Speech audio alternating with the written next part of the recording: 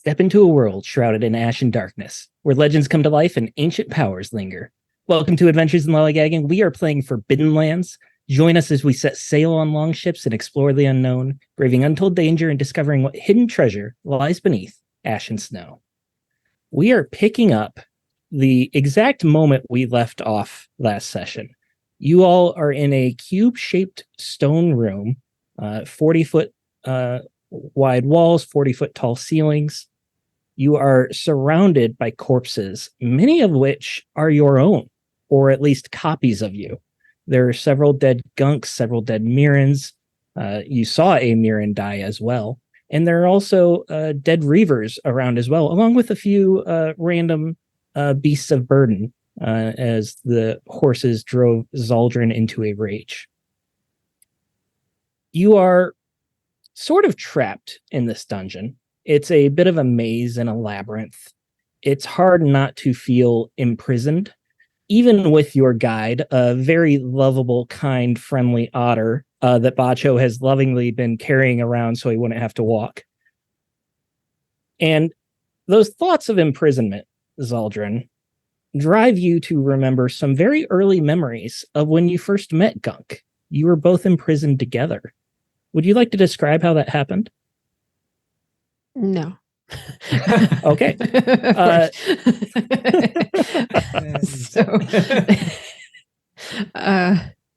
Don't ask a yes no question because you might get the wrong option.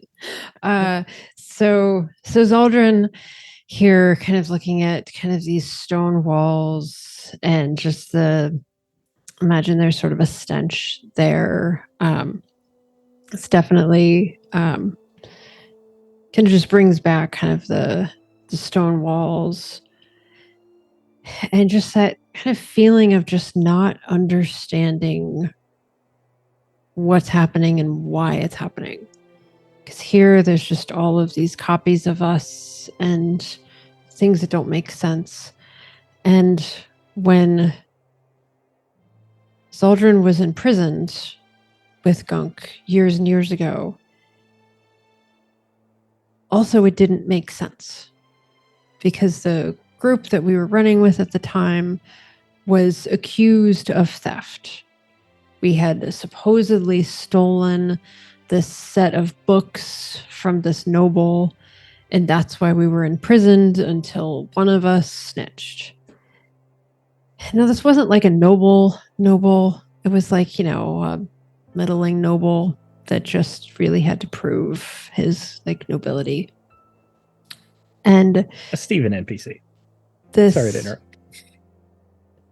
Set of books was his thing that he was known for. He could get people to come visit him, peruse these books, and they were gone. But we didn't do it. None of us took the books. This was not, we were innocent. All of us were questioned, and it was months and months of all of us being interviewed, all of us being interrogated, but we didn't take the books. And Zaldrun lost months and months of time in this prison for no reason, simply because rich folks need to blame other people when things go wrong.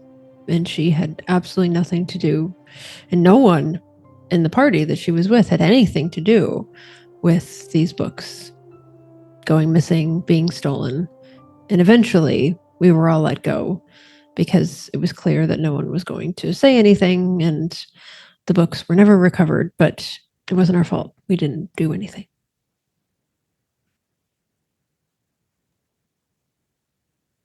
As your mind returns to the present, you see Gunk, who in his purely innocent ways is now cradling a dead Gunk as well, and he's got a halo over his thorn crown, driftwood crown. And he is cradling another dead Gunk and casting a spell to speak with him. But before we get to that, what are the rest of you doing in this room? Is there anything specific? Are you looking around? Bacho, are you letting your otter friend go? Bacho looks down at the otter. He's got it in his left hand by the scruff of his fur behind his head, and he's shaking it. And in his right hand, he's chewing through that hard heart muscle. I mean, just tearing pieces off and slowly working his jaws through it. Saliva is pouring down, and he wipes the saliva off of his face with the otter's face. He's like, "We're gonna walk around this room. And when my fur brother Gunk is done, you're going to get us out of here, or you're going to be breakfast." And then he starts walking around the room, casually searching through it while he shakes the otter in his left hand. I'm sure that's great protein. You're not going to need to eat again. But of course I'm going to get you out of here. I said I would. What is that over there? And it points to the harpoon that the Reaver captain had thrown. Good eyes, little otter. And Bacho will go take a look at the harpoon since he threw his harpoon. Zaldrin, Mirren, is there anything you two are doing? Mirren's kind of just investigating the room in general. She's probably trying not to look too hard at any of the bodies right now. But you, Zaldrin. Zaldrin is going to every copy of Ven and just it's not actually Ven. It's a different horse. It's a different beast of burden. Every copy of whichever horse that is. And just kind of brushing their manes and saying some words, and brushing their manes and saying some words. We'll start with Zaldrin. Looking at these horses, you can tell a couple of them were. Give me an animal handling, actually, while you're at it. A couple of them look as if they were Reaver horses. You can tell by the style of saddle and the way that their hair has different talismans and beads braided into it. And there are a couple that appear to be a little more standard saddle. No horses that you're familiar with. Sorry, I accidentally pulled up Ven's character sheet, and I was like, I don't understand. Why don't I have any empathy? And then I realized it was Ven's character sheet, not mine. Sorry about that. I'm grabbing an audience and rolling and got it nothing. So I'm going to push and get a 1. And 1 damage to empathy. With that 1, you're looking at these Reaver horses, and you're a horse expert. Granted, most of your experience comes from orcish horses, but you've also spent a lot of time among humans and elves and things like that. So you've spent a lot of time with their horses as well. And likely you've seen a lot of Reaver horses that have been captured in raids or that escaped from Reaver camps. The Reaver horses that you're looking at don't appear to be any sort of breed that you're familiar with. They have some features that resemble breeds that you know, but for the most part, they seem to be entirely different stock. So she'll just sort of say to anyone who might be listening, these are different horses than I've ever come across before. It's curious. That doesn't make sense. Mirren will actually take interest at that point in time and kind of come over to take a look to see if they recognize the horse. Maybe confusion. I think it would be animal handling for you as well. I am going to say -1. Yep, no worries. I do not know horses as well as Zaldrin does. Should I get a bonus because it's easier to handle a dead horse than it is a live horse? My god. Sorry. All right, let's see. Which dice are not going to betray Jeff's got jokes tonight. Jeff's feeling sassy. Ooh, that is no success and a bunch of 1s, so I am not pushing. Do you know, Mirren? Do you know what these are? No, I don't think I've ever seen these before either. That's really confusing. Maybe, well, if we're all clones, did the clones go wrong? Are these like bad clones, like don't have the right genes, and they're going to come and kill us all and then replace us, and then they will be the new normal horse? I don't think it's that. I don't think it's that complicated. But I suppose we could look at ourselves and see if we are different. Oh, yeah. We should also probably leave before the clones rise again and come after us. Back of the clones. Bacho, I want a lore test from you, and this one's going to be +2. All right, that's good because my lore is 0, but my wits are 5, so I'm actually not terrible at it. I got 3 successes and no 1, so I could push it if 3 more successes. would help. No, you're good. You're good. Okay. As you pick up this harpoon, you can see that it's made from bone of some sort of sea creature, most likely. And you can immediately tell that it is Wolfkin workmanship. And as you start looking at the details and some of the etchings in there, a story comes back to you. And it's not even an obscure story. This is a story that most Wolfkin know.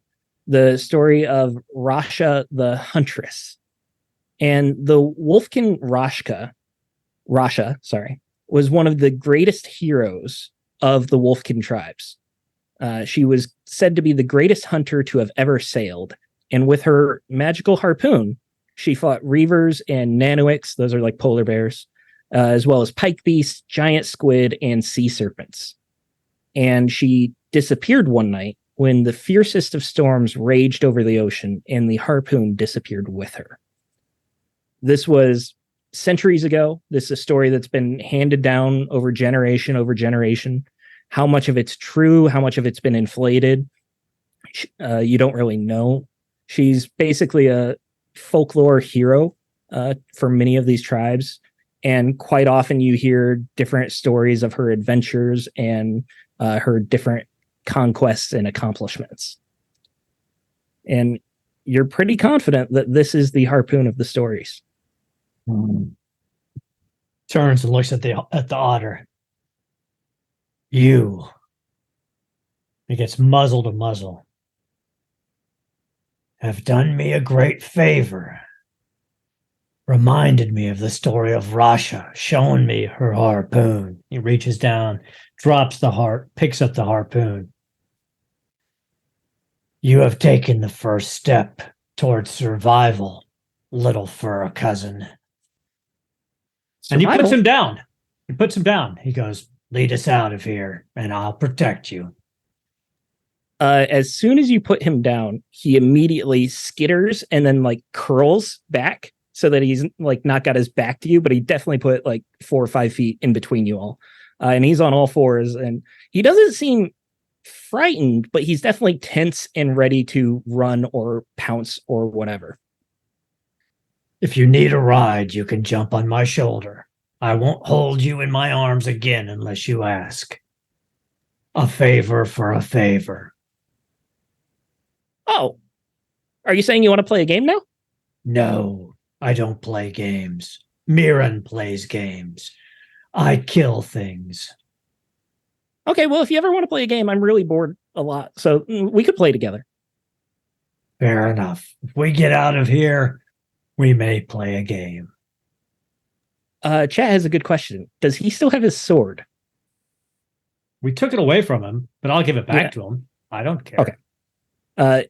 It's basically a knife to you. It doesn't appear to be very well crafted or anything like that. You can toss it over and he'll he hands it to him. Hilt first. He's like, take your blade back. Protect yourself. He Stay does that, beneath my legs if necessary. that skittish animal thing where he like slowly moves forward and then grabs it and then runs back away. And then he tucks it into the belt that's holding his vest together. And it begins trailing along the floor again as he's moving about. But Bacho will invest 2 points of willpower so he can hunt him for 2 days. Don't run from me. I will track you if you run. You were rubbing his face on yours, so you have a very good scent of him. Gunk, what are you saying to yourself, and what is yourself saying back to you? Hey, how's it going? Oh, sorry, that was insensitive. Things like that. No, so he'll cast his spell, and he'll rise up, and he'll just basically start asking questions. I assume you know this place, and you know me, and we can dispense with the why, what, etc., and just get to the dispensing of information. Yes, you are dead. I am alive. I am the one who might be able to get out of here, and you are not. So, what can you tell me of this place? How do we leave? What is this place? Why are we going round in circles? Why is there a dead gunk in my arms? He doesn't come back to life like a restless dead, but his mouth opens up. The spell is cast perfectly, and he begins to speak back to you. And the rest of you would be able to hear this as well. It sounds like Gunk. It's his vocal cords. So the dead gunk, who you notice, those of you with the decent perception, that he suffered some injuries, but there's a very noticeable chunk missing from his ear. And when the dead gunk opens his eyes and he sees Bacho being so friendly, he will grab on to living gunk and he will say, "Do not trust the otter. He bites. Eat him now. Although you do not need sustenance, this place we have not felt the need for food or water, and our torches have not deplenished for, I do not know, months, years perhaps.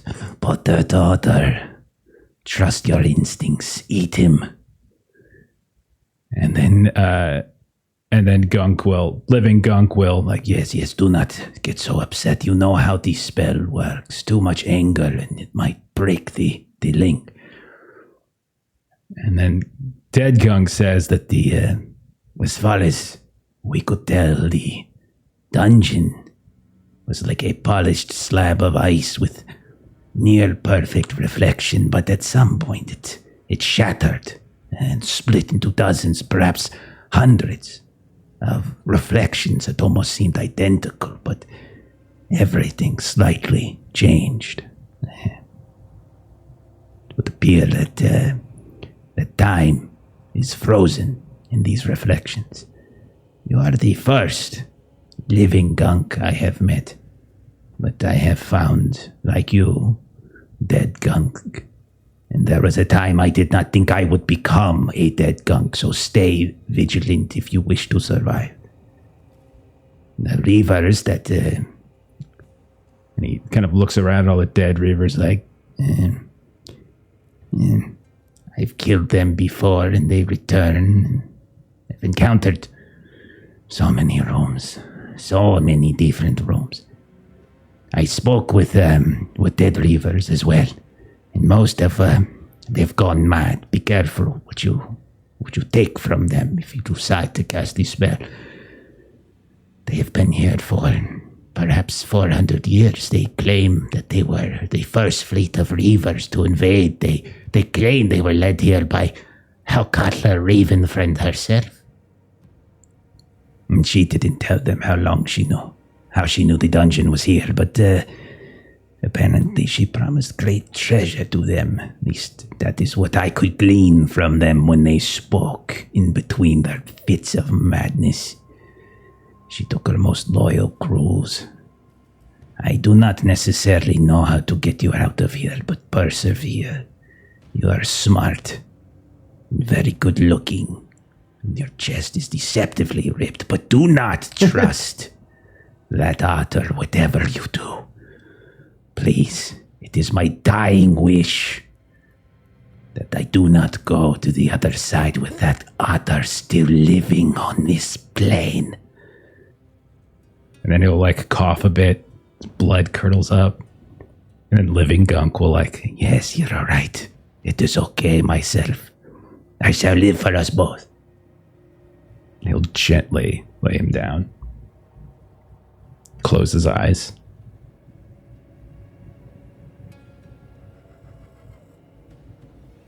with that, you have a moment of silence, a moment of mourning, perhaps. And that's when you begin looking around the room in a bit more detail, Mirren, like you had started to. You notice that these walls also have reliefs carved into them. 3 of them have very intricate reliefs of a single figure. The first one shows a baby, perhaps a toddler, running about. The second one shows a full-grown man toiling at a field. The fourth one shows an elderly man sitting next to a grave. The fourth wall is exactly the same, except the part of the grave has been defaced. It's been completely chiseled away. Someone or something has destroyed the entire section, just leaving rough stone. And you find more Ashkesh runes that translate themselves. A bit of it is on each wall as you walk around. And it reads, "Life is a pattern. Patterns on top of patterns that affect other patterns hidden by patterns. There is no free will until you break the pattern."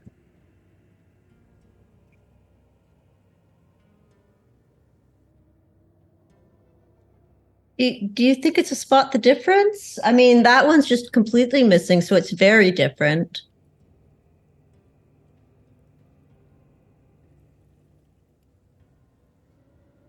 That's one option, I suppose. Well, the adult man is holding a sickle in this one. Is he holding a sickle in all of them? Yep, he's got a sickle in all of them. Okay. Do you want to play a game? Time and place. Needs Okay, work. I'm just saying we're going to be a while, Okay. you know. Okay. Arthur, come here. Here's the thing. I'm going Are to you going to bite me? Maybe. I'm going to play a Gets a little game with closer. you right now. One time. And we will play it. And then if you ask to play a game again, or if you do anything that just sort of bothers me, then we will play a different sort of game. And it will hurt. Okay? Okay, what So- game are we going to play? Whatever the freaking game you want, you realize we have been trapped in here for hours and that perhaps this is not the way to approach people. I have a good game we can play. It's You do? it's called the Be Quiet game. It's whoever can be quiet longest wins. Okay. Oh, I just lost. No, start again. Here you go. Countdown. 5, 4, 3, 2, Wait. Do you... 1. Done. And the otter begins to try pantomiming what he was about to say, but he's got very tiny paws and the fingers aren't as dexterous. So it's very difficult to understand him. If you'd like to try to understand him, you can give me an insight. Oh, do I want to do that? Insight. I don't think I'm good at that. Mirren, No, it's you are good with small animals, so I'll give you a +1 if you'd like. Oh, nice. Okay. I will take that +1. My insight is terrible. Yeah, no. All right. I will push that. I Oh. got a 1 on the bonus dice. So let's just see here. Nope. Still nope. That's a lot of 3s and 2s. Fun times. Jeff, would you like Gunk to try to? No, Gunk is Insight? just going to say, I sure hope I don't. Oh, I talked. I lost. You won, Otter. Congratulations. Oh, I'm so good at this game. I've never played before either. All right, Right. That's good, though, because like if I couldn't talk, I couldn't tell you where we're going. Right. So why don't you tell us where we're going so that and when we get there, we can play another game? Well, once we get there, I'm going to leave. Well, then you should definitely tell us how to get there. Okay. Yeah. All right. This way. And he starts scampering across the room towards one of the doors to take you out. You all ready to begin following again? Yep, Bacho's ready. He's got his new harpoon in his hand. He's like, and he's waiting for the otter to betray him, and then he's going to throw the harpoon through the back of its skull. But in case it doesn't, we'll see. So that we can find it again from the room where the one pattern is broken. Which wall is that one, and which door compared to that, so we can remember or make note of? You would have been able to. I'd be perfectly fine saying that you've been making notes this entire time. Okay. In fact, I think I did say it when I narrated last time that you were trying to keep notes. Yeah. And the first thing you figured out is when you go through a door, through a tunnel, and then come back, the room is different. Yes. So it's really difficult to keep track of which room leads to which, but you have figured out that from one room to another, those doors don't change. It's the room back can be a different place. So if you find yourself in this room with the corpses again, you know that going through this door, this specific door will take you to the same place over and over. So it's fair to say that you have notes of all of that, that you've been keeping track of it all. The otter jumps up to grab onto the door handle, which is really just like a piece of stone that's been carved out, indented, and he puts his back legs on one of the other doors and begins to just pull it open. Once he gets a little bit of space, he drops down to the floor and just pushes it open even more. All right, come on, we're going this way. And then he starts scampering into the tunnel. The door begins to slowly close, but I'm sure you guys are close behind so you can catch it. Yes. You make your way through this tunnel. It's one of these circular tunnels with the grooves, very similar to the ones that you've already seen where the worms tunneled through the ice. You open the next door and you hear the same flute tone that you've heard every time one of these doors opens. And you find yourself in a familiar room again. This is a room that has been scorched. It's been burnt by massive amounts of heat. The stone has melted, and there is a crack in one of these walls, a large break in the stone masonry, and it reveals a lava flow. And the lava is flowing up. It's not pouring out of this break. It's not filling the room. Every now and then there's a bubble of noxious fumes that pops through. The otter runs right towards that lava, says, "All right, there you go." After you. I don't want to go. I like staying here. After you. Okay, I don't think you understand. Like, I live here. After you. Gunk is going to throw a crossbow bolt barrel into the lava to see if it flows upwards and if it singes and goes crazy.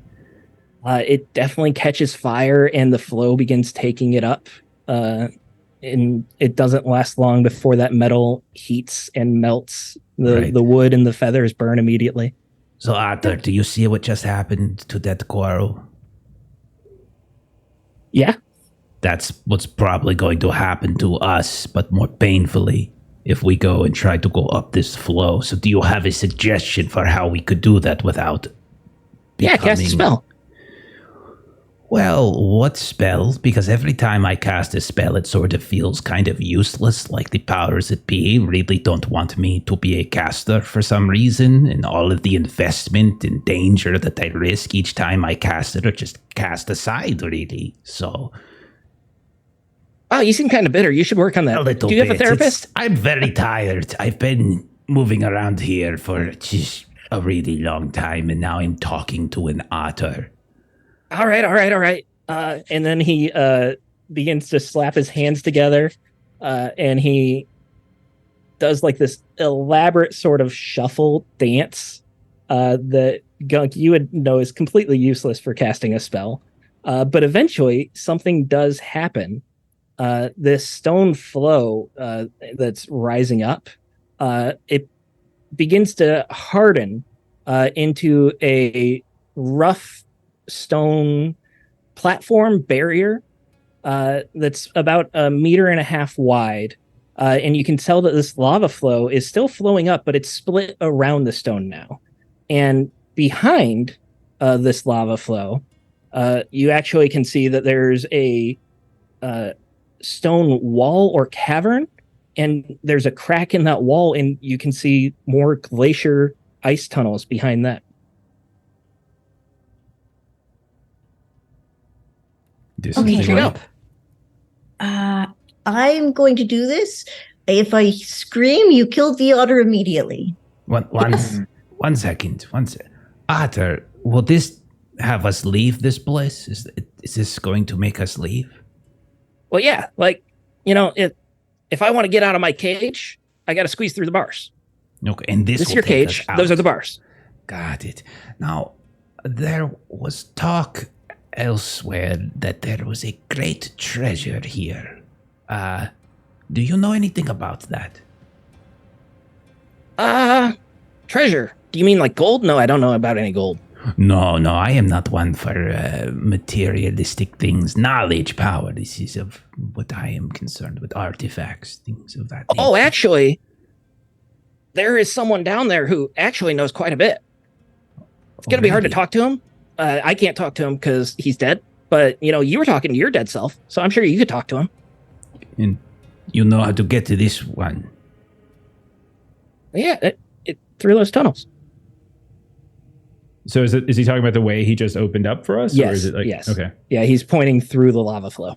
Do you have a name for this person? Something? Anything you know that can be helpful?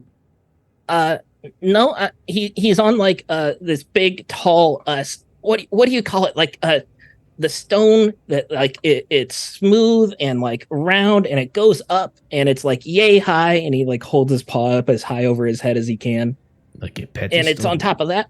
Yeah, one of those. Okay. And there's something that says what did it say? Penny? Yeah, something like that. What about Penny? Was not her boat or what? Oh, I don't know. That's just what the pedestal says. Penny. Interesting. Okay, enjoy talking to the otter. Mirren takes a run in for the space in between the lava and the wall.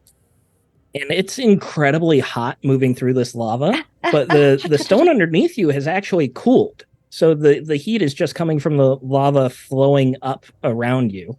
And you make it across without any sort of hassle. The only real trouble you could have is if you tripped on your own shoes and fell into the lava. You make it as you get across. You see that this is another glacier tunnel. It's rough, though. It's not carved like the worm tunnels have been. It looks more naturally formed. And there is a stone wall along one entire side, which is likely where the lava has cooled against this ice. It's like more tunnel, but weird tunnel. But you can make it. At least Yeah, just go that way and then go that way. Gunk can, because he's also small. Hopefully, Zeldrin and Bacho, it doesn't break in your It's feet. plenty of space for both of you to go through. The lava, it takes a couple meters before it begins to flow back and reform above this pathway that's been created. Before going, Gunk will want to say, Is there any other important information that you haven't told us that would ensure our safety and our discovery of what this place has to offer? and he's casting telepathy. So kind of at multiple, I think it's at power level 2. As he does this. Yeah. Don't I'm forget at 4 and a Ted. 3. Oh, Ted is in my pack. He's good to go. He's like, yo. How's the fox doing? Were you holding the fox as you went across too? Yeah. I would have carried the fox. Okay. Telepathy. So you can read his thoughts. You ask him if there's any more information. Yeah, any information that would ensure, our safety, or that we can acquire with this dungeon, like whatever powers and treasures this dungeon has to offer. His thoughts are rapid fire and fleeting. It's like the worst case of ADHD. So it cycles through topic after topic after topic. And it starts with, dang, I really wish we got to play a better game. The quiet game sucked. And then it moves on to, Well, they're not going to be hurt, but they're definitely not going to be able to get out because there is no way out. And then he said, well, maybe if they talk to the dead guy. I wish he would have talked back to me. I got bored. That was the entirety of what was in his head. Along with a lot of random stuff about how he doesn't like what you're wearing, how Zaldrin is very tall. Bacho needs to brush his teeth. Well, that's just rude. Okay. Okay. So you feel very confident that there's no danger or traps or anything like that, but he also thinks it's a dead end. You mentioned, by the way, that you were trapped in a cage, and that you had some sort of someone put you there, and no one came to feed you, and the other animals thought that they were actually going to get a master. Is this the same person, or is this someone different? And my telepathy, by the way, lasts for a few minutes. Mm-hmm. Yeah, no worries. His response would be the same thing that's on his mind. Well, yeah, I was put in the cage, but I could get out of the cage whenever I want. Yeah, the master. I don't know why they call him that. That's kind of weird. Did they tell you that? They never told me that. Anyways, yeah, the guy with the cloak, the shroud, the unsung. Yeah, he just he likes to collect things, and he puts everything in here. The unsung. Interesting. I haven't seen him in forever. You can tell how much time has passed. Oh well. Yeah, I mean, it's been like, what year did you say it was? Blah, blah, blah, blah, This is the second time he's asked you what year it was. Like 356 or something? Yeah, 356 of Gideon Brennan. Oh, I don't even know who that guy is. So, I don't know what year it is. It's been a while. A long time. A long time. How long does the lava bridge last?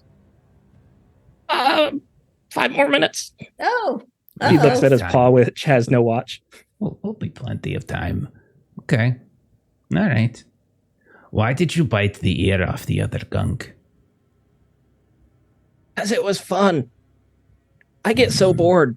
You get to talk to all these people. They don't talk to me. The animals don't talk to me. The dead don't talk to me.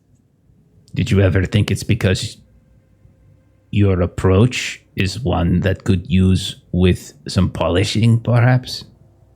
Time and a place. I didn't approach you. I was in a cage.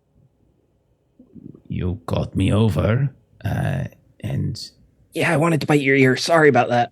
Not actually sorry, is what you hear in his head. Okay. All right, man. Well, you have a good one. You sure you don't want to come? I'm sure we'll find a way out, even though you think we won't. You think you will? Oh, I am most certain of it.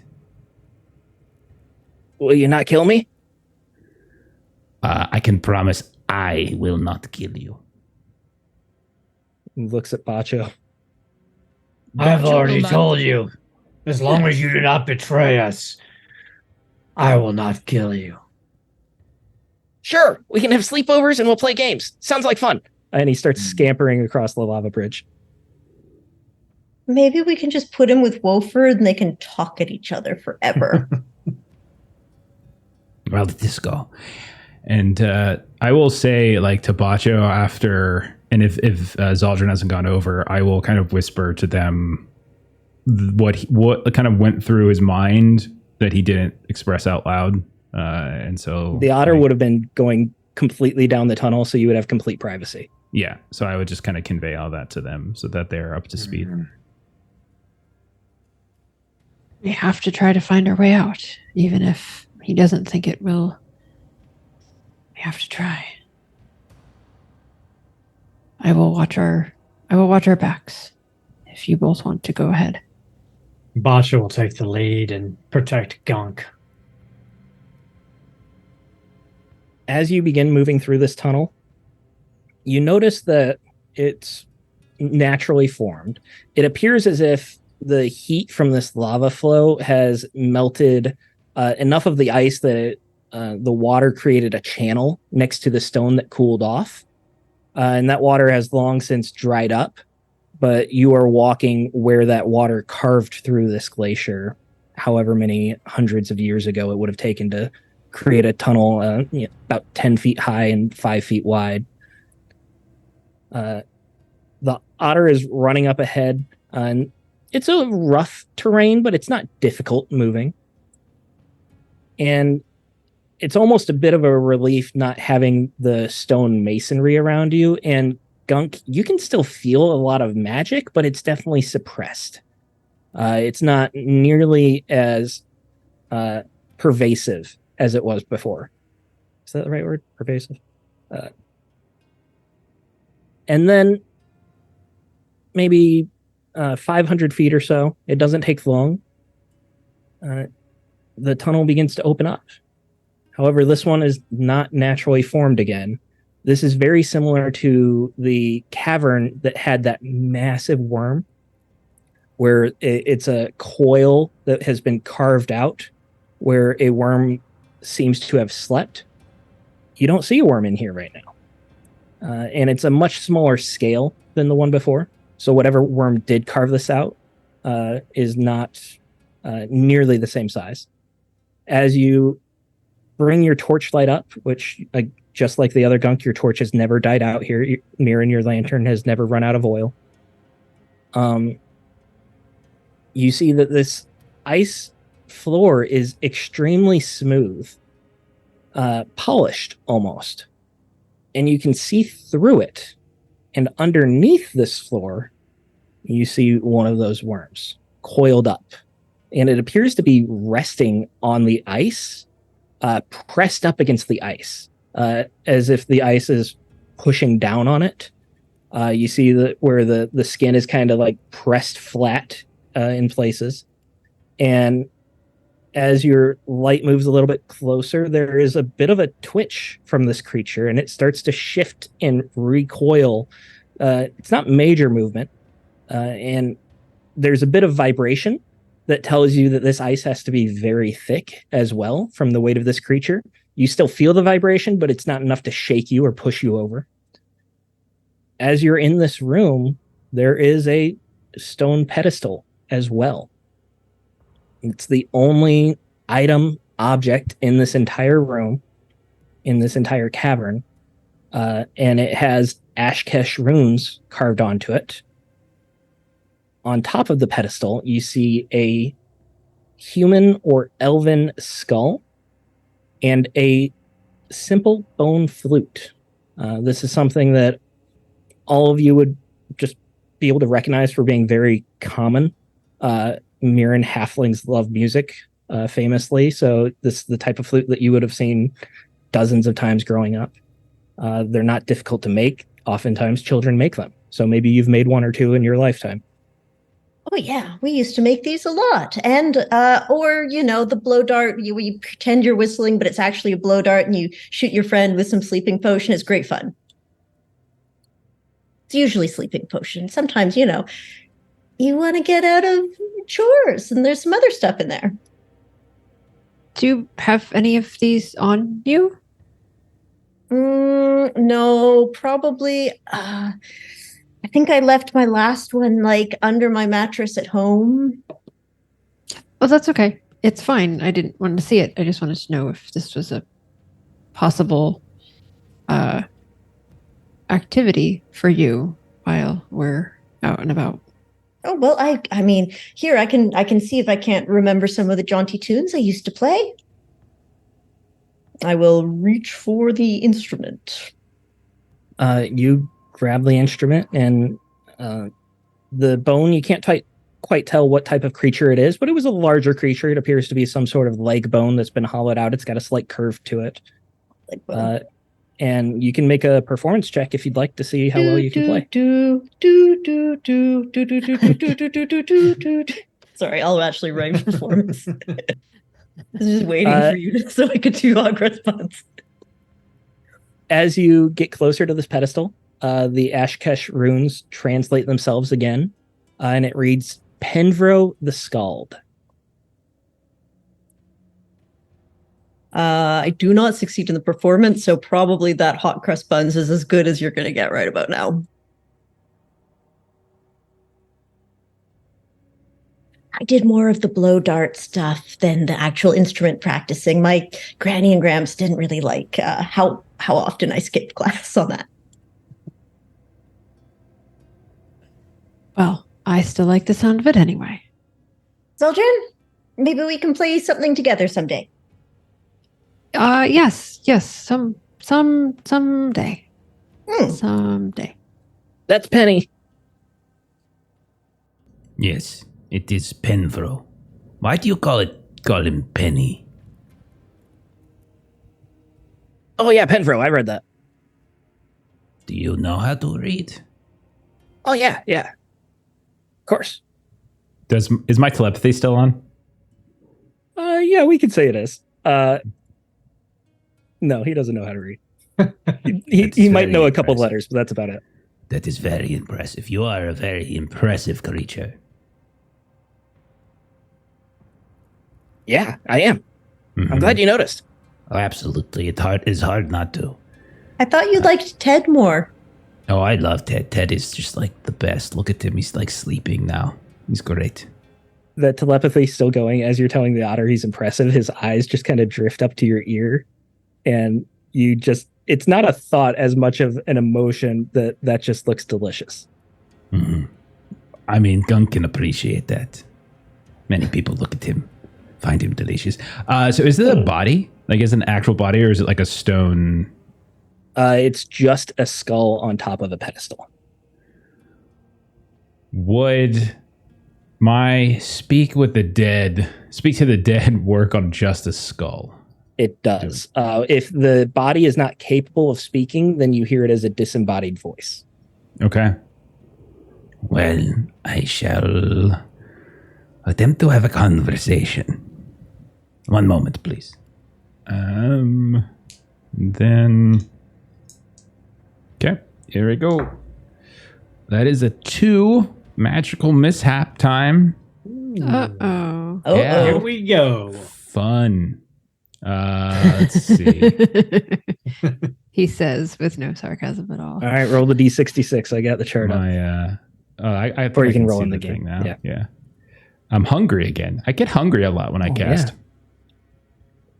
Okay. So Artwork. this otter is looking at your ear, thinking how delicious it is as you're casting your spell. You catch a glimpse of the otter. You think how delicious he looks. Lick my lips a little bit.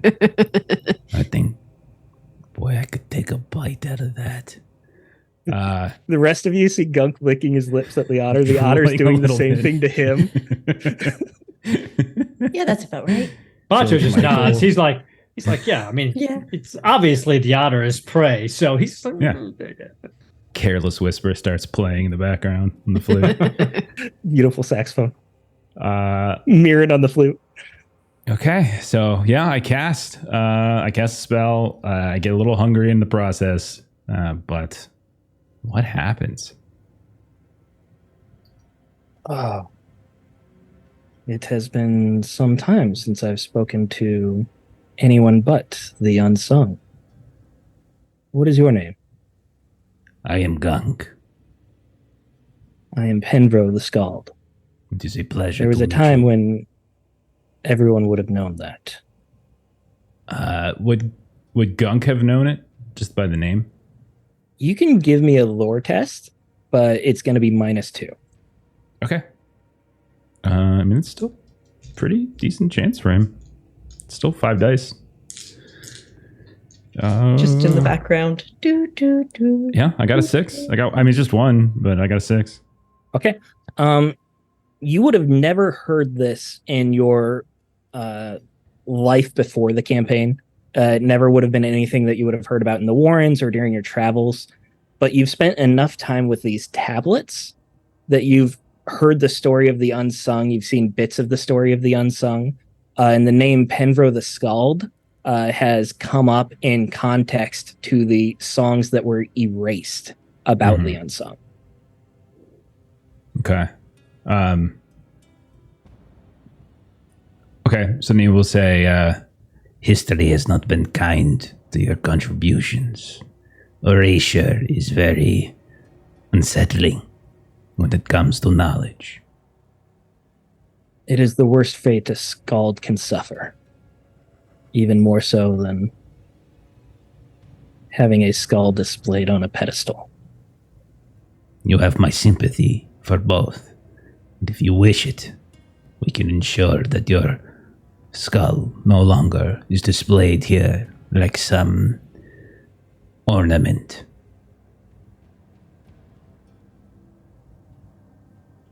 I would greatly wish it, but I could not cross the unsung. It is the unsung who keeps you here in this place. These are his canticles, his vault. I was imprisoned here.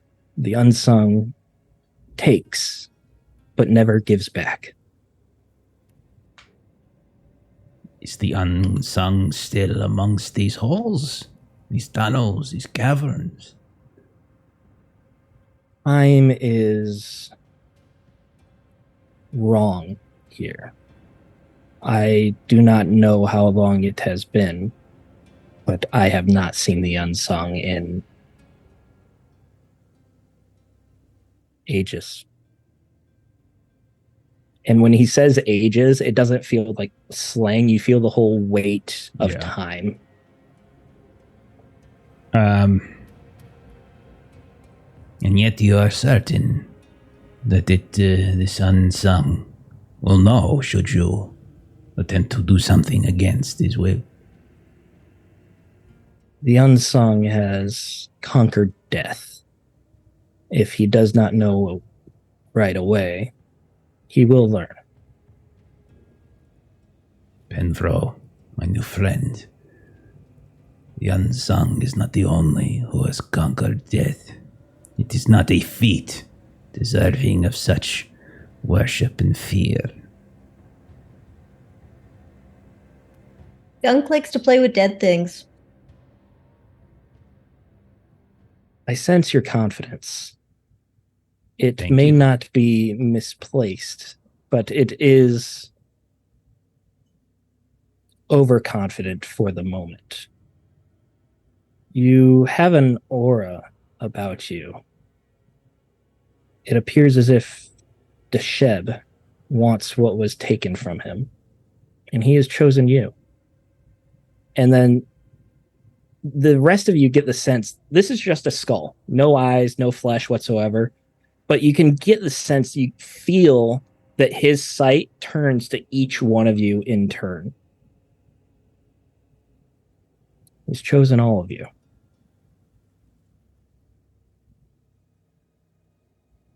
What was it the unsung took from the ship?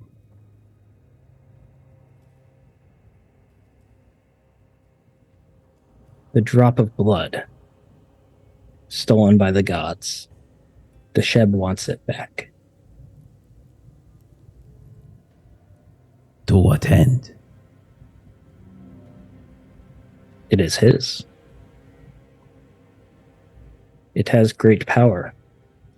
And the first ones, while not capable of emotion as you and I, they hate us, the world, anything. This world was created with their power, and they resent that.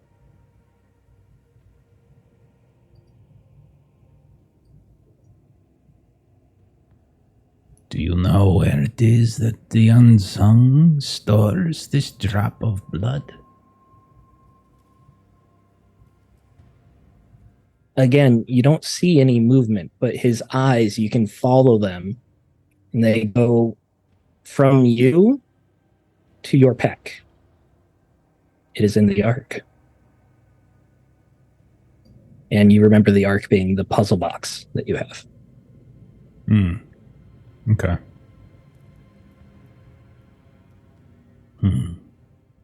And did Gunk get the feeling that he already like explored it fully, and so like finding that there's something new in it, would that be like a surprise to him, or would he have already stumbled across something that might have worked as You were told previously that the Ark of Desheb that you have was the key to finding the drop of blood, you did not know that the drop of blood was inside the ark. Okay. Penvro, what would you have us do? Return the blood to the ship? In defiance of the unsung, or not? I would sooner have no part in any of it. The choice you make is yours, but know that the unsung, while not a loving, kind ruler, is much more forgiving than Desheb ever could be.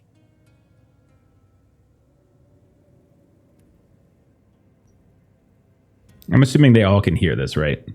Yeah. Okay. Gunk will turn to you all with a raised eyebrow, pondering this, obviously.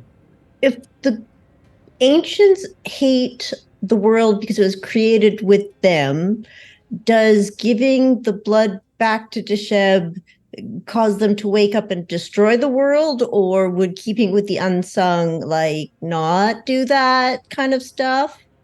Question mark.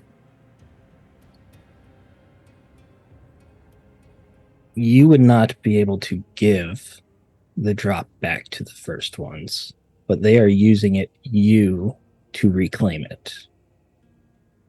Giving it back to the giving it back to the unsung, you would need to find him. He is the only one that could keep it hidden.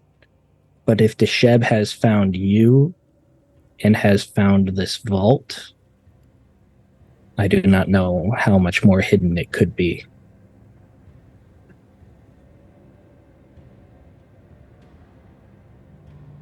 Well, how do we get out of here? And we can just like put in a really deep backpack for a really long time and forget about it. You are in a vault, a sealed vault with no exit, but that flute could help you return. Right now, you are on the wrong side of a mirror. If you wish to leave this vault, you must return to the correct side.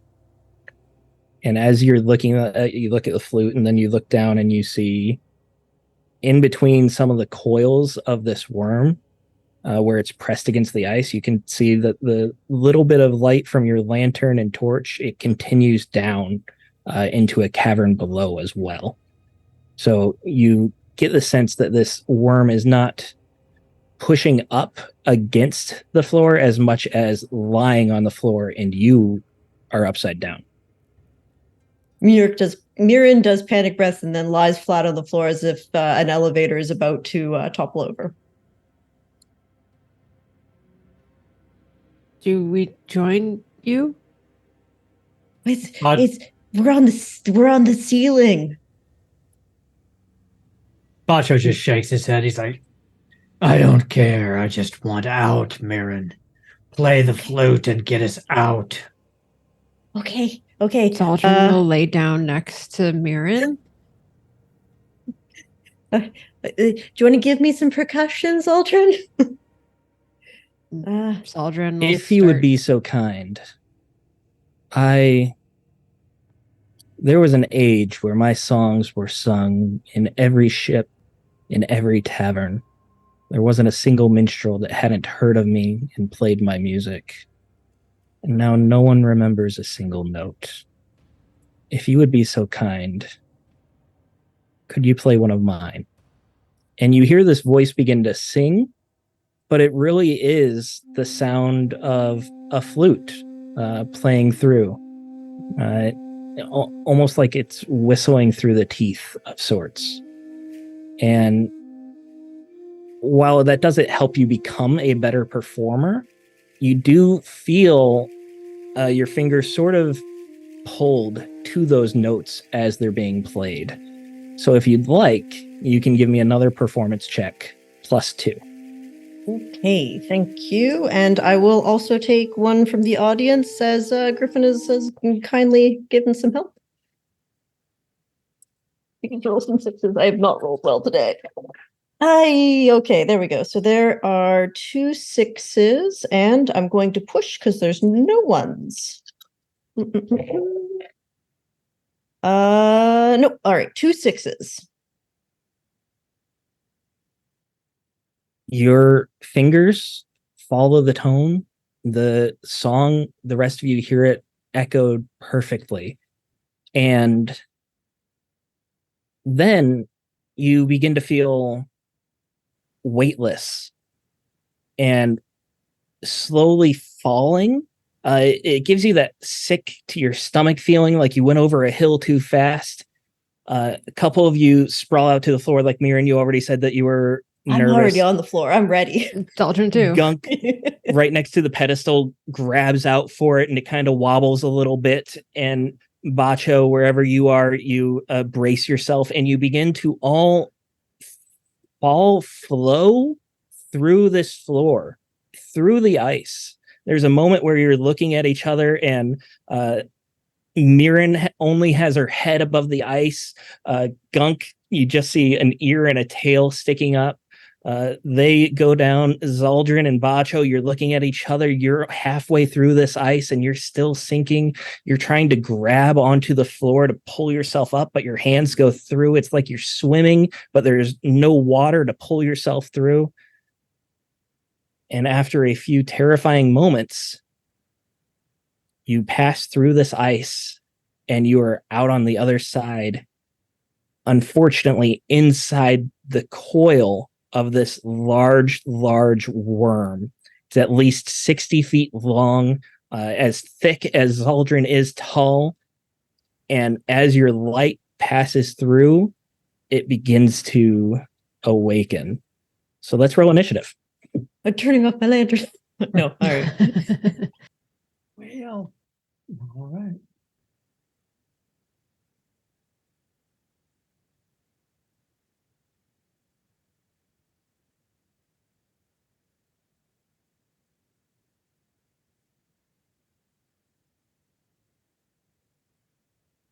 All right.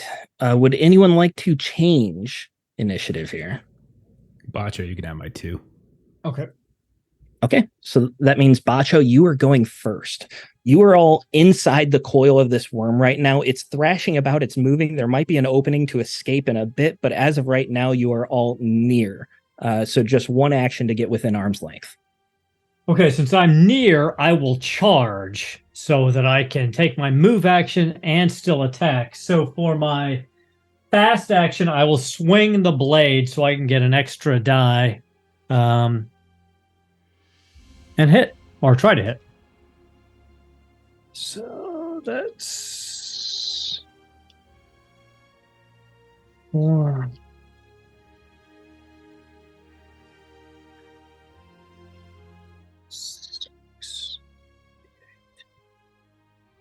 Oh, shoot, you guys didn't kill the otter. That means he's here too. Yeah. And he has a sword. Otter and All right, fox all right. and monkey, I think. Mathox, Mr. Of course, Fox. he rolled higher. Would any of you like to have his initiative? He will swap with you. So, Bacho, we can say that you're at 1. Would anyone else like to have 2? Gunk, you should take your quick initiative again.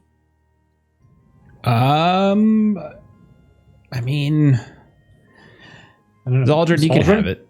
Yeah, Zaldrin can have it. Right. I don't mind going last on Gunk. And I'm going to spend, I got 8 in total because I got an 8 on the die, on my D8. And I'm going to spend a point of willpower to bypass armor. Awesome. All right, so you rush forward, and it's got this thick skin. The only reason it's armor is just because there's so much depth to it, but you cleave with such force that you slice right through, doing 8 damage, you said? 8. That is a solid hit. You cleave right through, and this greenish yellow blood begins to flow out. It flows all over your arm onto the ice. The warmth of it begins to slowly melt the ice below. And it just thrashes. And it lets out this mighty, horrific roar that echoes through this cavern. And its maw rises up and then turns to face Bacho. Zaldrin, what are you doing? So I'm going to dust off a brand new talent, Path of Fate, rank 1, to spend a willpower point to foresee how an opponent will act in the coming round. All right. Let me go ahead and roll to find out. Hopefully something more than it tries to kill you. It tries to kill you. The ground will shatter. It will attempt to dive into the ground and use its mass to shatter the ice around you. Okay, so she's going to yell, "It's going to try to break the ice. Everybody prepare." And then she's going to swing Gelnir at it.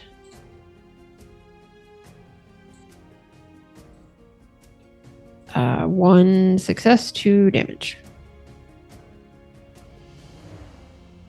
Your spear slices right at it, but the skin is so thick, I'm going to roll armor here.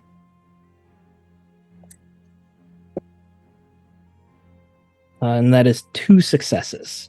So your spear just, it can't quite get far enough in. You strike true. It's impossible to miss this thing. And your spear lodges deep inside, but it just doesn't have enough reach to do enough damage.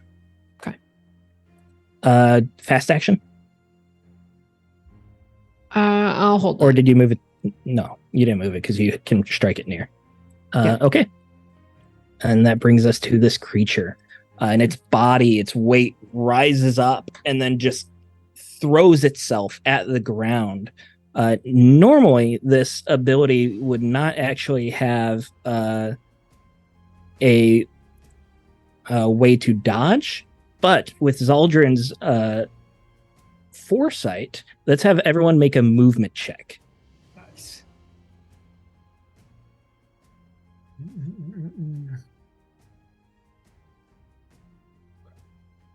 Can I get one audience dice since my agility is down by 1? I'm for it. totally gonna fall again. But I'll push. Oh, I got a You 6. Hey. I have 1 dice. I also had to push. I got 1 6 and I took 1 point of agility damage. Gunk, how are you looking? Gunk got 1 success. Okay. Can push if it matters, but he passed. No, 1 success will be enough here. So everyone succeeded. Only because Zaldrin warned you.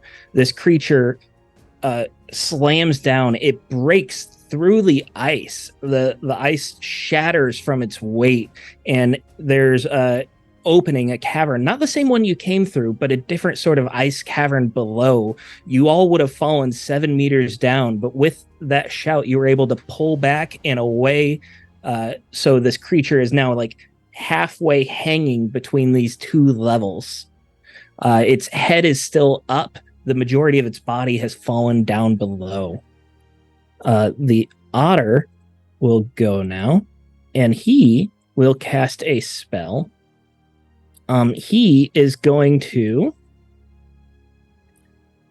he just starts chittering and scratching at this ice that's been shattered around him, and just starts throwing it. And with some sort of magical force, the ice reshapes itself and moves faster and faster as it pummels this creature. And he doesn't even have to roll an attack for that. So he's just doing 2 damage. Does he have to roll and that for brings us to magical Mirren. mishap? Actually, he does. You're right. I'm a bad spellcaster. It's not like I play a spellcaster, or anything like that. No. Not in DOK. It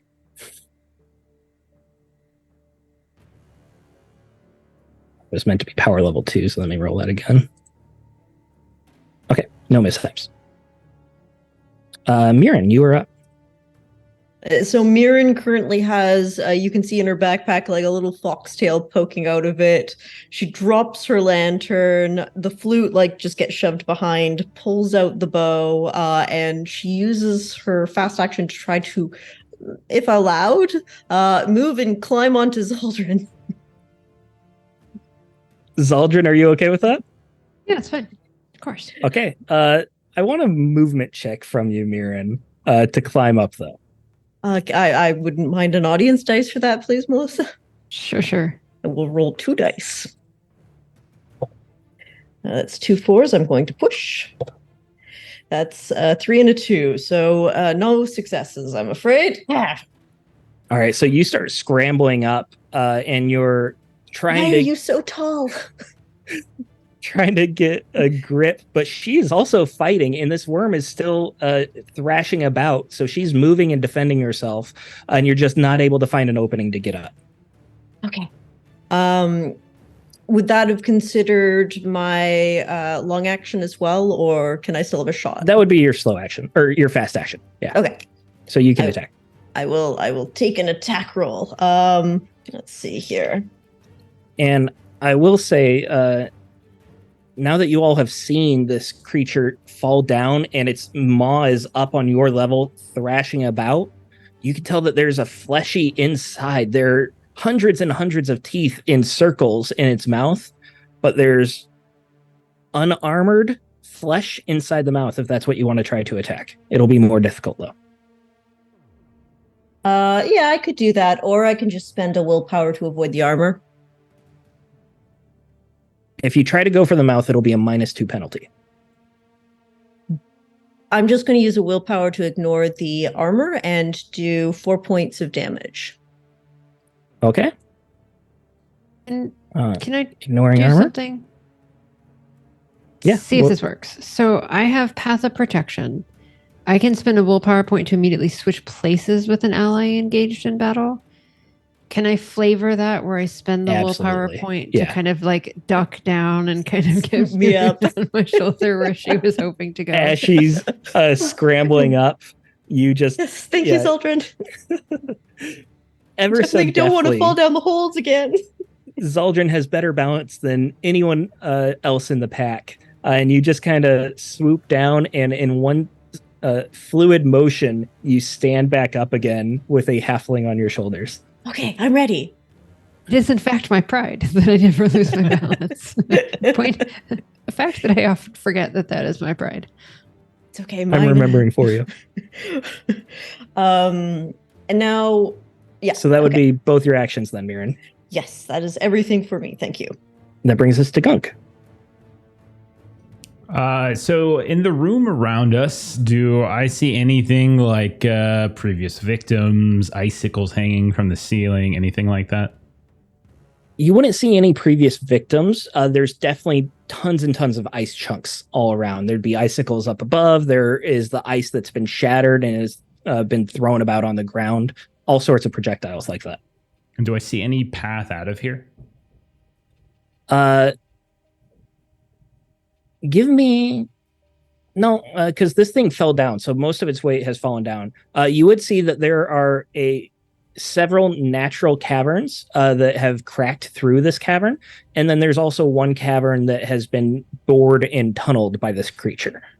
The natural caverns are smaller, and they look like they'd be more difficult to traverse, but it'd be much harder for the creature to follow as well. All right, I'm going to cast True Path, and I'm trying to... Is it True Path or True Sight? I can't remember what it's called. True Path. So basically what I'm looking for is I'm trying to get a sense of, so the spell can guide you to the right path when you face a difficult decision. Once you have cast a spell, the GM must tell you which decision or choice she believes is the wisest. So, okay. I'm going to tell you there are 3 paths out of here. One of them is very narrow, but that's the most difficult one to traverse. But that's the one that this creature would have the most difficult time following. There's another natural path that looks easier to follow. The creature could possibly squeeze through there. Those 2 paths are the longer paths. The one that's tunneled, your True Path will tell you, that goes fairly close to the surface fairly quickly, but the creature would easily be able to follow through there. Okay. And so there's another one then that would, like, my instincts would be saying that's the one for us to try to escape through. So your instincts. Okay, the spell specifically is what is no, the I get wisest, it. I get it. You know, so like I'm trying to. I don't know what you would think is the wisest. If you want to move fast, it would be the one that's tunneled. Not okay. All right, it's fine. No, I'm just trying to tell you there are pros and cons to each path.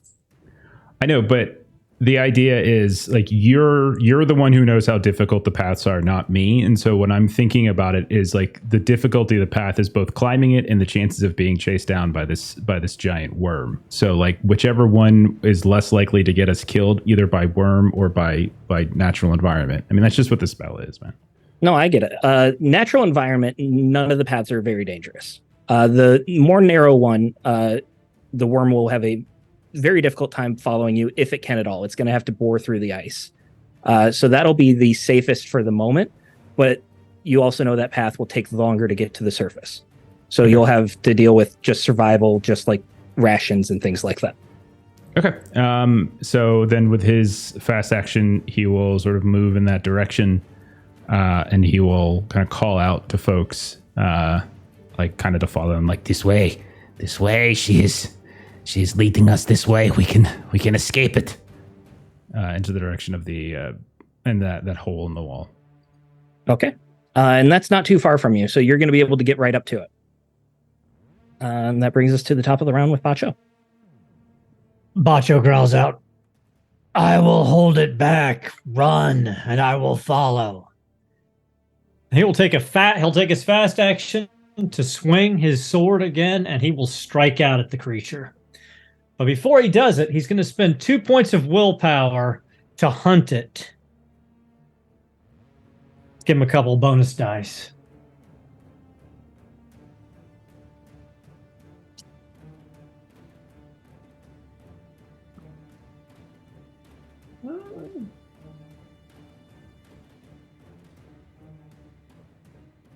I'm going to push because I didn't have any ones. Bump this up a little bit.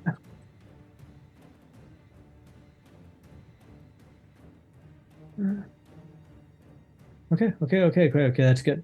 2, 3, 4, 5, 6, 7, 8, 9 points of damage. I will spend 1 point of willpower to bypass its armor.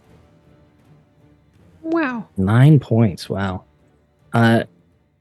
So this creature fell through, and you aren't able to go for that same wound that you caused before, but you're closer to its head now, its maw, and you just start cleaving into the side of that, opening up just as much of a wound as there was before. Anything else? That's it for you? That's it. He's just trying to distract it so everybody else can get away, and then he's running. He's booking it next round, regardless. If people stay, you're on your own. Okay. Zaldrin, you're up. I will not run. I will fight and run next round. But Mirren and Gunk, you should go and we will follow. And Zaldrin's going to on your shoulders. Swing at this thing again. I'm already over here. You guys have fun. Follow Gunk. I'm so high up. Gunk. Me and Ted will start the new party.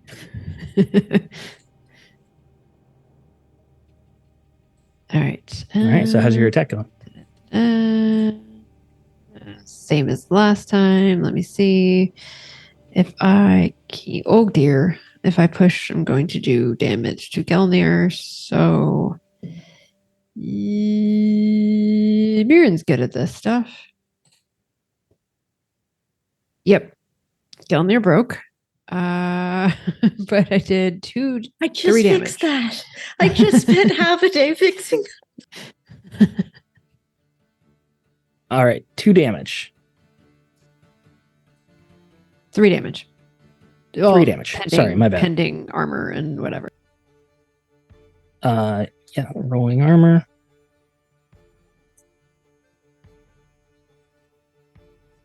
True Steven fashion, I don't roll a single 6 on 10 dice. Yeah, so 3 damage goes entirely through. Hey, Gelnir. last time none of it went through, so yeah. punctures through the skin. You pull it back out.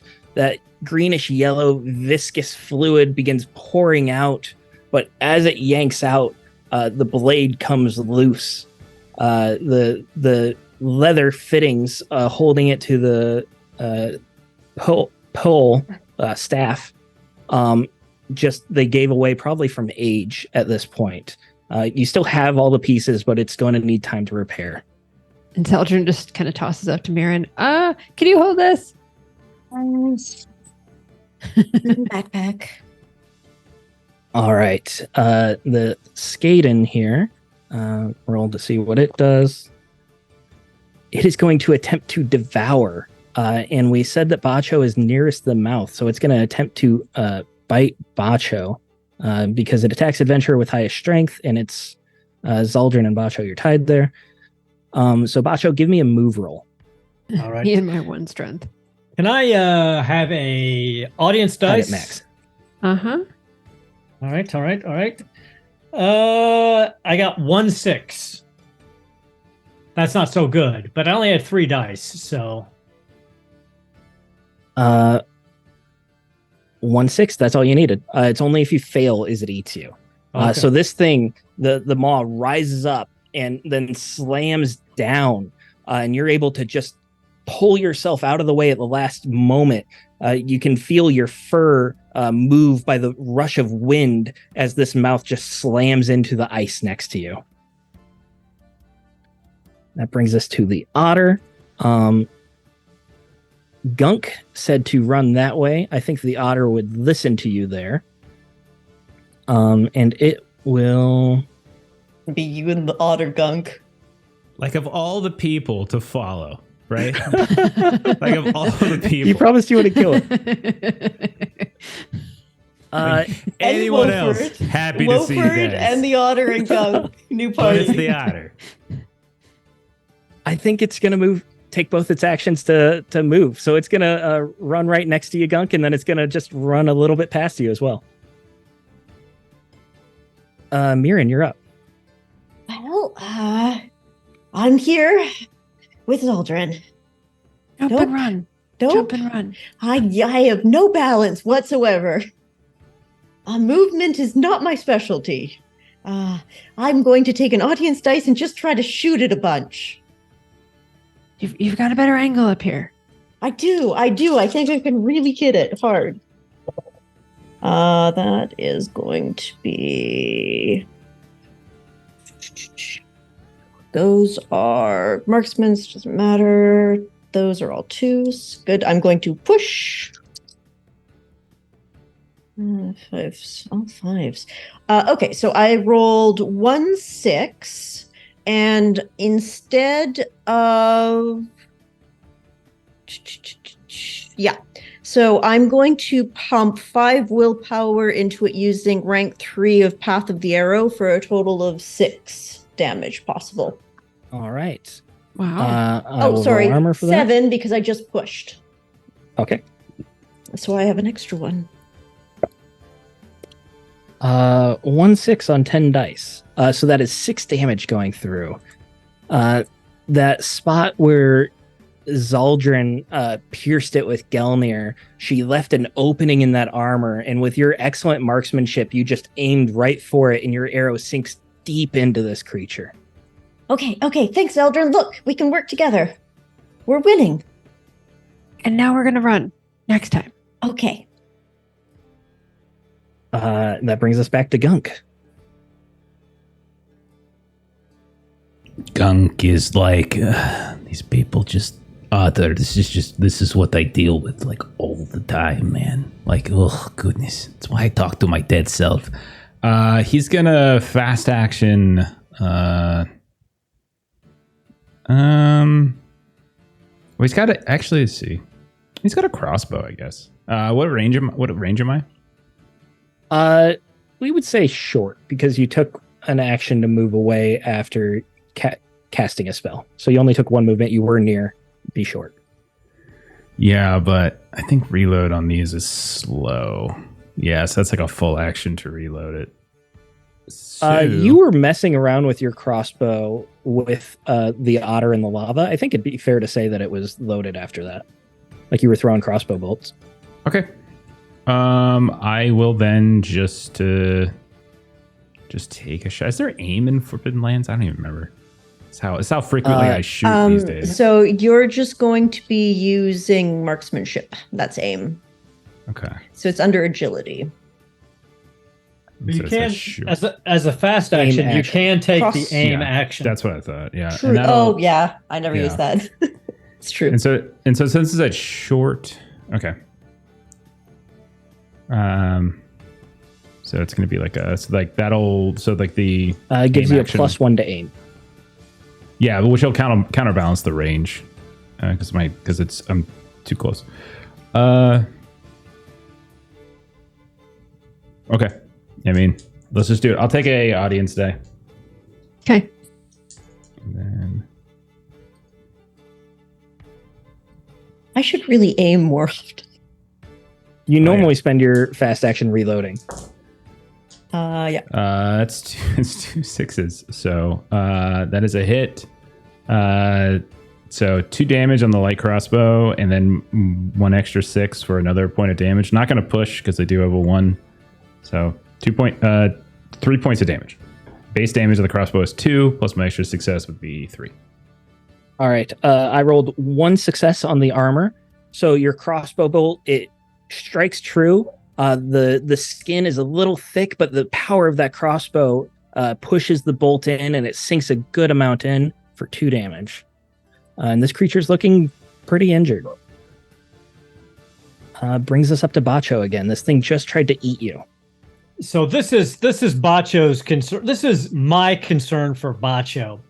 I can take the retreat action, but if I do that, I have to successfully do a move roll. And at the moment, I only have 2 dice. And if I fail that, it gets a free attack that I can't dodge or parry. So that's a little concerning. So I think, because I don't think I can successfully get another move check out on a 2 dice, I'm going to just go ahead and I'm going to swing my sword. Fast action, swing the weapon. Because right now, having spent the willpower to boost my attack against this thing, I'm rolling 13 dice, including a D8. So we're going to see what we can do. 7 on the D8. No, that's not as good, but no 1s on the attribute dice, so I'm gonna push it. Oh shit. Uh-oh. It's not good when Bacho says, oh shit. 8 damage in total, but I took 2 points of strength damage. Eesh. And I'll spend 1 point. I'll spend 1 point of willpower to bypass its armor. Go ahead and describe your kill there. Okay. Nice. So I mean, Bacho's just been hacking away at this thing, and I think he jumps up above the lip, so he's above this thing's mouth, and he just brings the longsword down in a long vertical cut, just splitting this thing open like you split something's lip, and it just kind of peels back away from itself, and he lands really bad back on the ice, and probably pops his kneecap and maybe bruises a couple of ribs when he falls, and that's where he takes the strength damage from. This creature, the massive weight of it that was being held up, just slumps down and it almost deflates. And it just begins to slowly slide back in the ice into the pit that it created with a thud that shakes the whole cavern. There's silence of safety. We're not eating that one. That one could infect us some more. We're not eating that one. But good kill, though, Bacho. Good kill. Yes. Gunk, We all- we're coming. We slayed it.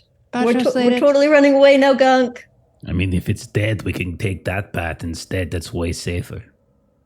And I'm Bacho's right next to you, Gunk. Do you want to play a game? Yeah, I do. The silence game again? You really do? And he starts Yeah, I got ruffling this. through his vest for just handfuls of feathers. Cool. That's great. Okay. And he starts getting down on the ground and he's scratching circles into the ground. And he starts putting feathers in piles. Okay. You can grab some feathers, then I'll grab feathers. And then whoever grabs the last feather loses. But you can't grab feathers from more than one pile. You know, there's like a giant dead snake, like right there, right?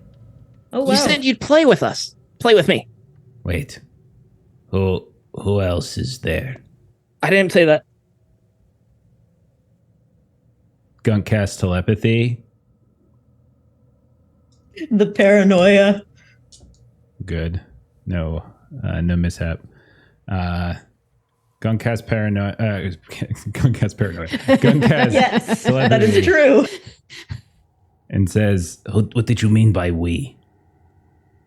You don't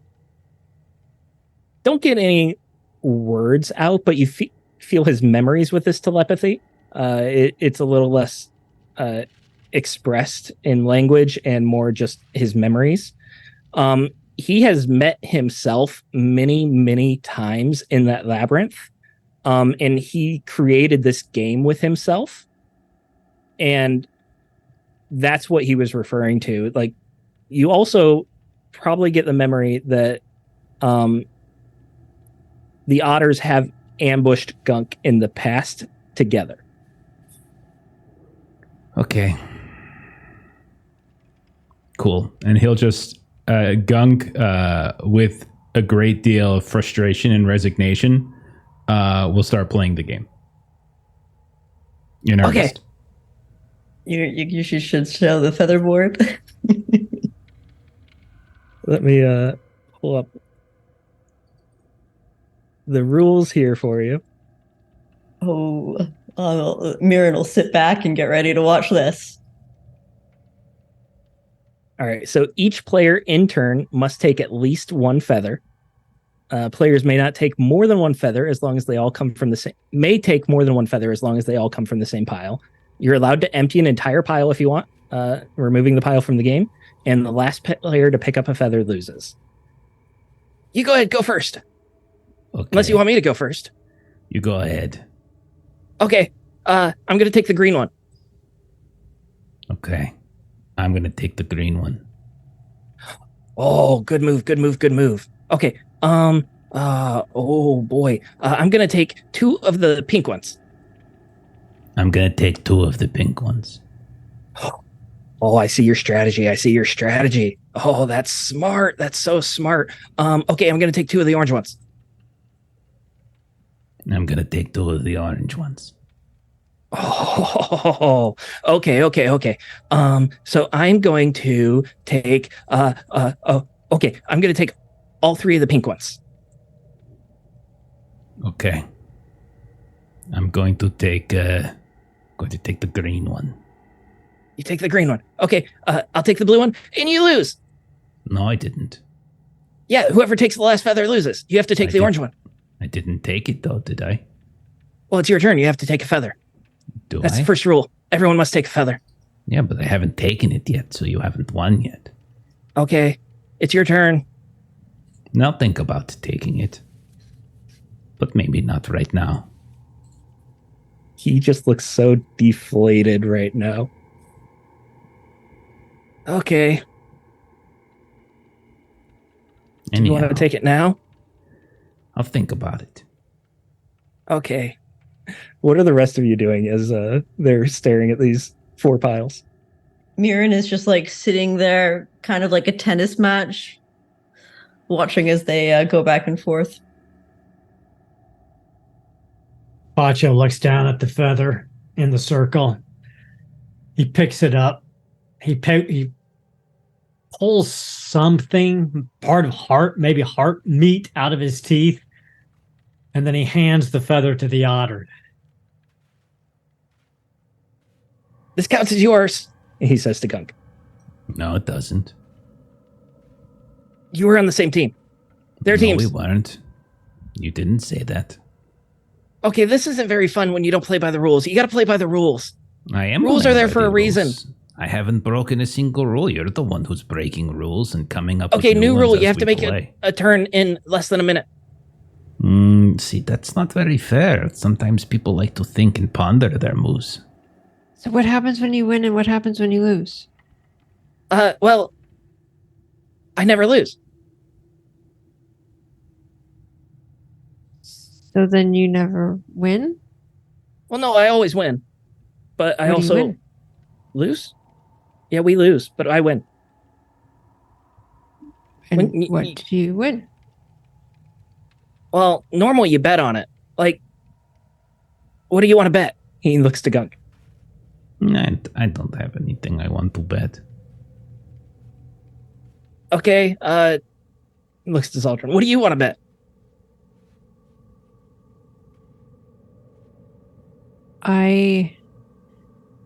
This seems like I like games where you punch someone or that's my game. Muscle games. Games Yeah, involving muscle. She Those are beat my up a bunch of games. children once. That's Mhm. there's a word for that, and if I were smarter, I would know what that word is, but I don't know what it is. So lies. I play Slander. those games. That's a thinking game. That's a game of thinking. While they're talking, I want to try to sleight of hand another feather back into the board. Go ahead and roll it. Okay. I'm going to take an audience die for this. Okay. I'm going to push it too. Okay. Three successes. Oh gosh. Okay, which color feather are you putting? Doesn't matter, does it? No, it doesn't really matter. Except as long as it's not the same color as whatever's left. Yeah, the orange was the last one. So you say you slide a pink one in there. He takes the feather from Bacho, and as he does that, that's when Gunk puts the feather down. Fine. I'll take that one. You can give it to me now. You'll take this one? Yeah, I'll take All it. right, I win. No, there's one right there. It's your turn.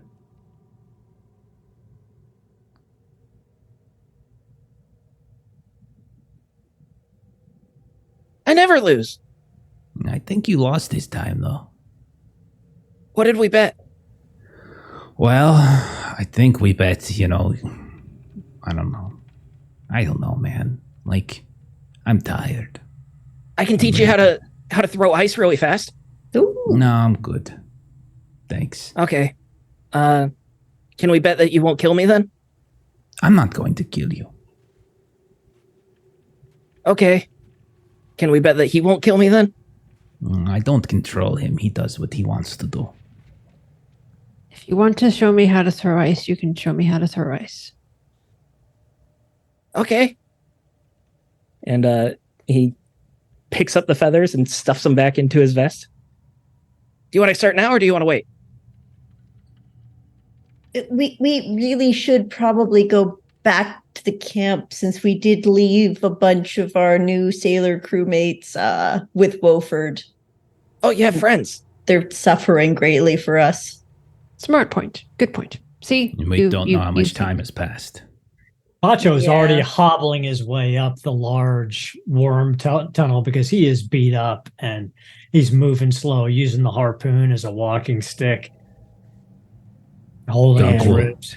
Gunk will follow him, lamenting the loss of willpower, looking at the other path, and then looking at the otter and thinking, I spent willpower to get telepathy just to know that he was talking about multiple otters. I think I'm going to stop. And this is all like inner monologue for Gunk. I'm going to stop casting spells. I think I'm going to become a peddler. It seems far more useful and less frustrating. Come on, Gunk, we gotta keep up. Gunk is just absolutely distraught and just like resigned. His shoulders slumped and he's just following Bacho. Bacho reaches down and puts his paw around Gunk's shoulder. It's all right, fur brother. The gods are fickle bastards, but we'll be all right. We will. You do not look very good. We'll have to patch that up. Coughs up a little bit of blood. Otter steak might help, but I promise not to kill him. Do not make that promise on my account. No, Then just I as will long not as he kill doesn't betray us. Try not to die. I am out of fiery heart artifacts to bring you back. No, the fire burning within me, I think, has other plans. All right. Mirren, who is walking next to Zaldrin, holding 2 pieces of spear. Please stop breaking this. It's like the second time. I know I can fix it, but it takes so long. I am sorry. I was trying to, make sure we didn't die to that thing there. As Zaldrin is also not moving particularly swiftly, as she's down to 1 strength and 1 agility. Yeah, I mean, I guess that's a fair point. Maybe we just need to get like 10 weapons and strap them to your back, and you can just go through them. I tried to do that, and they got heavy. I was looking at my encumbrance, and I got a little over encumbered when I tried to do that. I can carry them. I'm very good at packing things. Are you? I'm not. I just stuff things, and then it gets heavy. I could carry them for you. It is fine. That is very generous of you. I appreciate that. Usually I have Ven. I've never had to learn the talent of packing well because I always had Ven, and I could just throw things on Ven, and if they were heavy, she was strong. Ben is strong, but Gunk is very good at packing. He made me practice for like so many hours. And now you are good at packing. Yes. That is good skill to have. All right. So the 7 of you begin venturing through these icy caverns. The 4 pack members, the otter, Ted, that's his name, right? Ted, and your fox friend, begin traveling through these icy caverns. The worm tunnel is easier to travel through than the previous tunnels because this worm was smaller, which means the grooves are easier to climb up. They're spaced closer together. It's almost like a large stair. And it's still tiring. You still have to lift your legs up and you're still going uphill, but it's much easier than like scrambling and pulling your weight with your hands as well. The journey is a little long. Let's go ahead and roll travel for this. Who wants to lead the way? Who wants to keep watch? I'll lead the way because I've still got the Pathfinder talent that helps. Just let me look it up again and see what it is. I can't remember. Okay, +1, 2. All right, and since I'm leading the way, this quarter day counts as rest for me. Survival. That is such a useful talent. That is so useful. My scouting would be 3 die, so I presume I should not do that. 1 6. I've got 5. Or 2 6s. 2 6s on the lead the way roll. Nice. Okay. Was someone keeping watch, or were you going without? That's scouting. Zaldrin's got it. Yeah, Zaldrin's got 5 dice.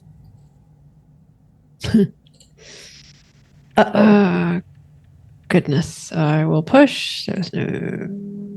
Oh, gosh. Oh, I pushed. This I got no is successes. I took damage. Another keep watch mishap. Let me go to bitter Maybe took reach an audience here. dice on that.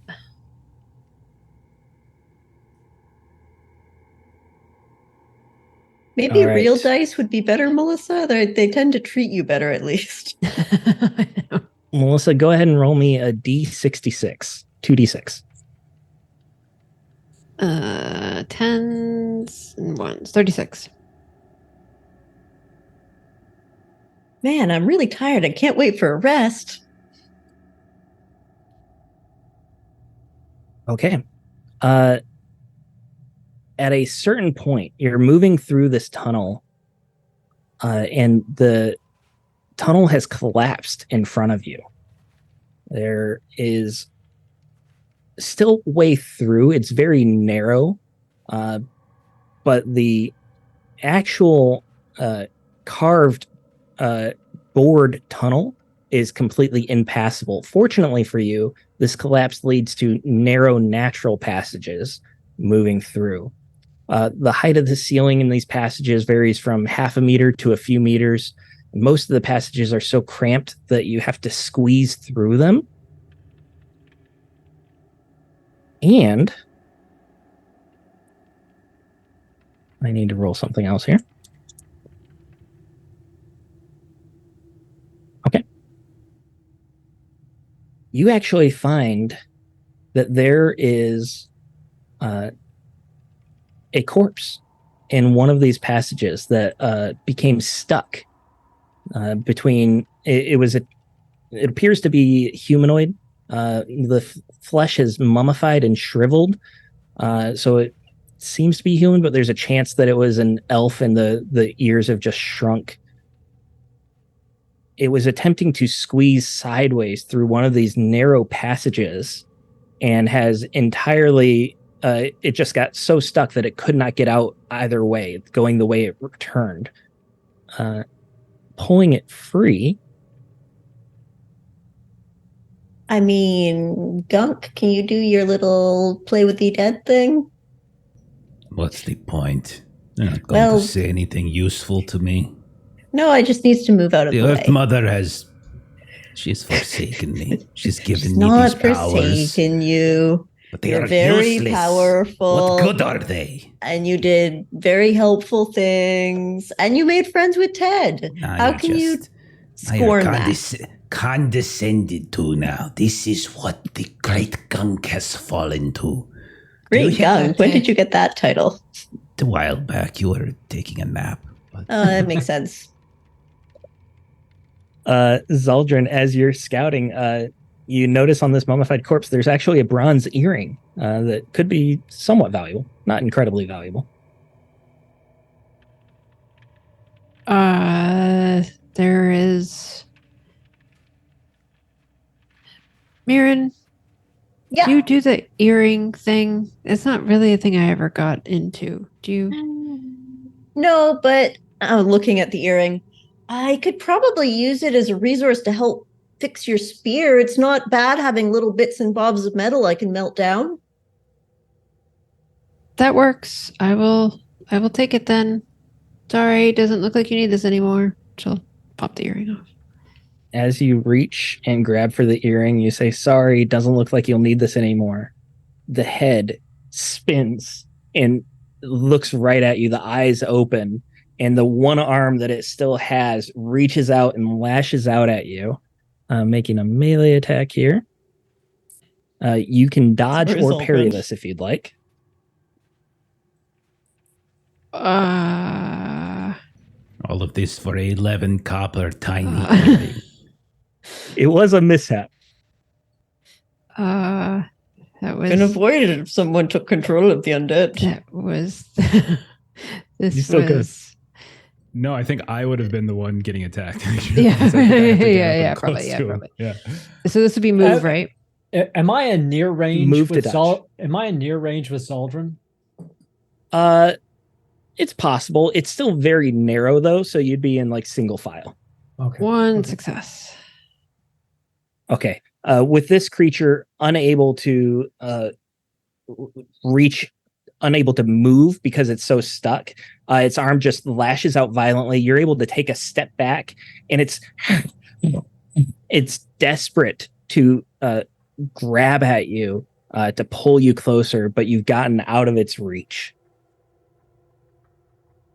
Does it? Okay, so how ambulatory does this seem? Like it's going to be able to like fully shamble its way upright, or is it? If it could get itself free from this crevice, it could absolutely walk. But it's incredibly embedded in this ice. It just can't pull itself free. Like its armor, the leather armor has caught it. Mirren, there's metals other places. I think we just go with fastness. Go. Okay. I guess, yeah, if Gunk doesn't want to play with it, then we should probably just go. I'm You very can probably tired. leisurely leave and it still would be fine. I'm I'm sore. not moving so spryly myself. Yeah, I think with everybody's kind of been a bit beat up, so we'll leisurely walk away. Well, walking. And you continue your travels. The path is narrow. There are a couple times where you're worried that you'll get stuck, just like this creature was, but it doesn't happen.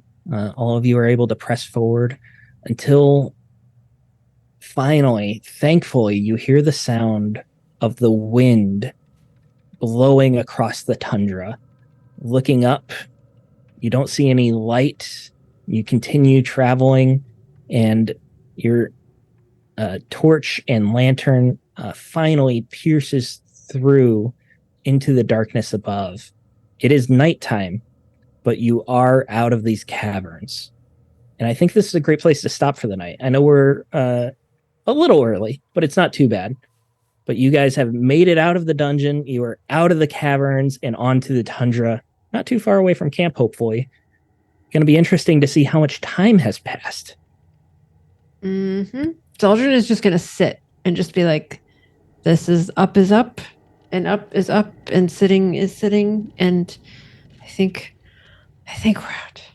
An orc drives by on a snowmobile. That's a lot of time passed. You see airliners going up above. What? There's Leaving chemtrails. the Statue of Liberty sunken into Yes. a desert. You Let's do some dirty shout-outs. What's going on with Garplag, Aaron? On Tuesday at 1 p.m. Pacific Standard Time, you can join Millie and her Coriolis campaign. And then on Thursday, Pete at the same time will be continuing his Traveler campaign. So tune in for both of those. Jeff, what are we doing with Lollygaggers? Little of this, little of that. Let's see. Next up, Thursday night, you can catch everyone but Steven that you see on the screen playing some Die, the role-playing game. We're having a blast over there. Then on Friday, I think we're going to be doing some Mothership, little one-shot, as Aaron won't be there to run us through Conan and kill Steven. Then Saturday, One Ring, as per usual.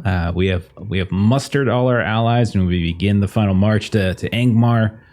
And then Monday, we should be doing Holler for Savage Worlds, as we are also mustering allies there. We have 2 campaigns where we're mustering allies. So yeah. And then Tuesday we'll be back for this. Yeah.